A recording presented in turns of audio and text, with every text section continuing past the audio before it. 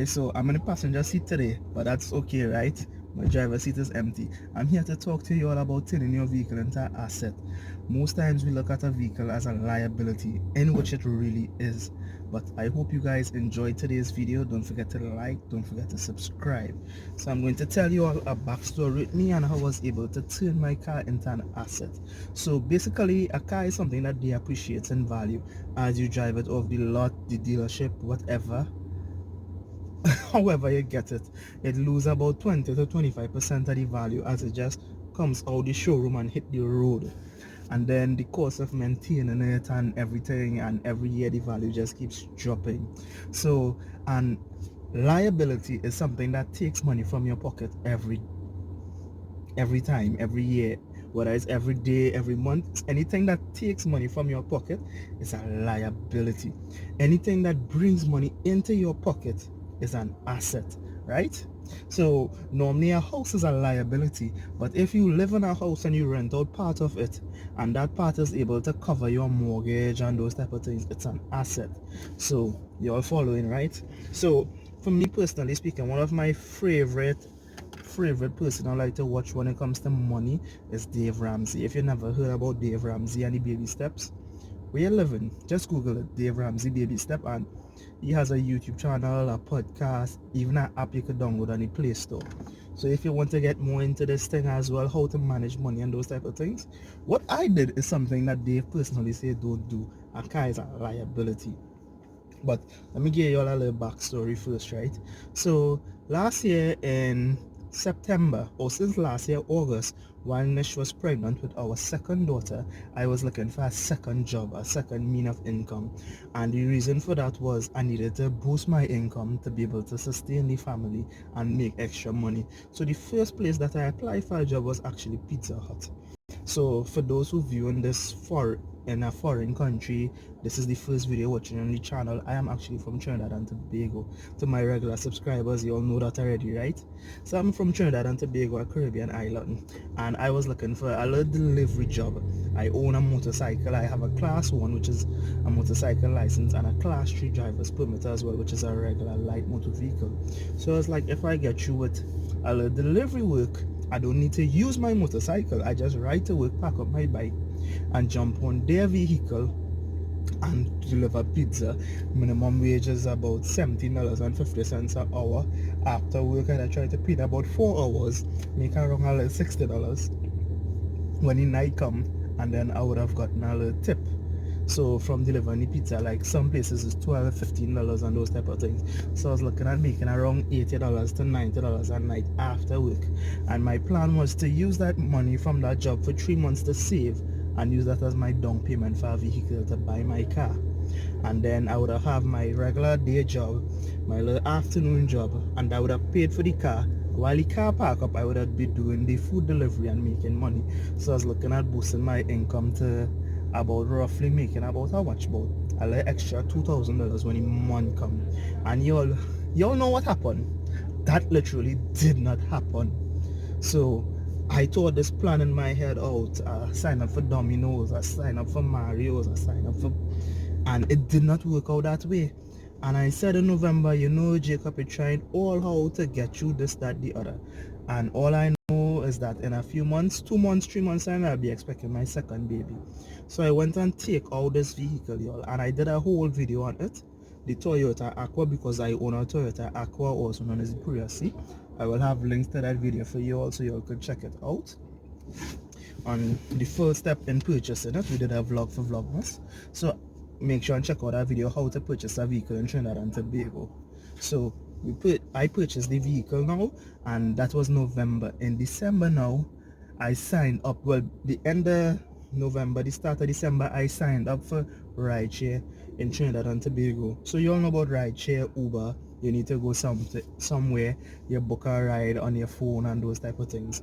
So the first app I signed up for was Curb Cab, then Allridy, then Travi, then TTRS. So I got on the train for rideshare, right? And I also started to work PH, so that's private taxi hire. So close to where I was living, I started to do normal taxi work in the night. So I'd finish work 6 o'clock and go back out on the road about 7 o'clock and work from 7 till about 10 in the night. And I was able to do this when I choose to. And you guys, I was able to make that money. And the the percentage of persons we had in our vehicle, or were allowed to carry in our vehicle at that time, were 3 persons due to the pandemic. So my car is a 4-seater. I was only allowed to carry 3, and I was doing the taxi, and I was like, wait, this taxi thing actually has money in it. And not only that, I coming out any night time when it actually had people who wanted to commute from work to home or leave the mall and travel out and those type of things. So I was getting a steady influx of jobs, and I was able to make the same $100 a night that I would have gotten, or not even guaranteed to get, if I was doing the delivery jobs. And I started to do that, and then I sat down and I said, okay, every night, at the end of the night, I have that copybook that I'd have documented everything. What I did at already if I did a already drop off, how much I made with taxi and those type of things, and I would have mixed it up. So I would have nights where I did only one ride share and then the rest was taxi and those type of things. So I wasn't just sitting down waiting to get a job, because believe it or not, my first 2 weeks in November, when I started the ride share, I was home waiting for somebody to request a ride, and I was like, it's not happening. And then I say, okay, let me go to a central area closer to the main road, and I get one ride. And then I realize, hey, today I went out, I get 2 trips, I make $80, and nobody was requesting anything, right? And then I was like, okay, let me try again. And that's how I end up into the taxi thing, because I was like, I say I'm here waiting for you to call me for that dollar, but I don't want you call me for that dollar, I want to go and look for that dollar. So that's how I ended up doing the taxi work. And then I branch out to the other rideshare, because hey, I could be logging at 3 different apps at the same time, and whoever I get a request for, I go and I do the job. Back to the asset and liability now. So basically, you get to choose your monthly installment, whether you're paying back $1,000 a month, $2,000 a month, $1,500 a month. You making that decision with your financial institution, how much you are willing to pay back and for how many years. So for example, let's say my figure is 12. If when a month come, I have to pay back 12 for the bank, that means when I go out to work, I have to put aside money to go towards my car loan. Then I have to put aside money to go towards gas. Then I have to put aside money to go towards maintaining the vehicle. So let's say I put aside my 12 for the installment. Then I put away now $300 or $400 for gas for the month, right? Let's bring that up to 16. And then let's say I put aside the next $300 to go towards maintaining the vehicle, right? That is now how much? That's $1,900 there. So my first $1,900 that I make every month is basically the vehicle money to pay the debt, to make sure it has gas for me to do my ride share, my taxi service, my hustle. When the week come, right, $100 in gas in a hybrid will actually last you once you're not making no long set of pulls and thing. And it did for me. So I sat down and I documented everything. So basically, when you're working, and if you're going out there 4 days a week, 5 days a week, and your aim is to make $100, then you will make $2,000 at the end of the month. I could personally tell you all that I have made more than double that. I actually have friends who do rideshare who makes $4,000, $5,000 a month. I even met someone who told me that they know somebody who even made $12,000 TT doing rideshare. That is their source of income.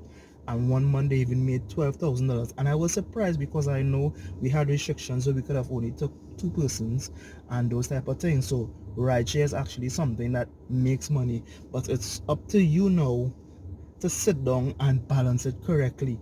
Every $100 I make, okay, look at it simple like this. Every $100 I make, I keep $40. I put 20 aside for gas.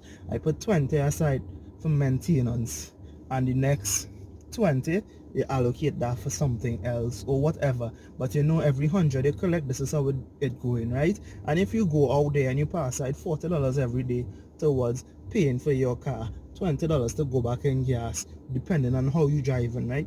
And something simple like this, just sit down, budget, calculate your expenses, make your prediction. And sometimes you never know, because owning a vehicle is really a liability. There was one month I was driving on the highway and somebody fly past me and mash up my right side mirror, and I had to get that replaced. That was that was that was a big figure, right? A mirror for one of these vehicles costs over $2,000. Currently, I might be able to get one for like 1,800 or something, but I was putting aside my money when I was doing rideshare.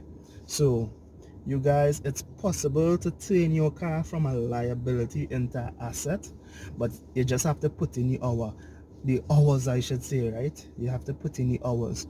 So back then I sat down in February and I documented, okay, this is how much I made, and here how it worked out for me in a special way, right?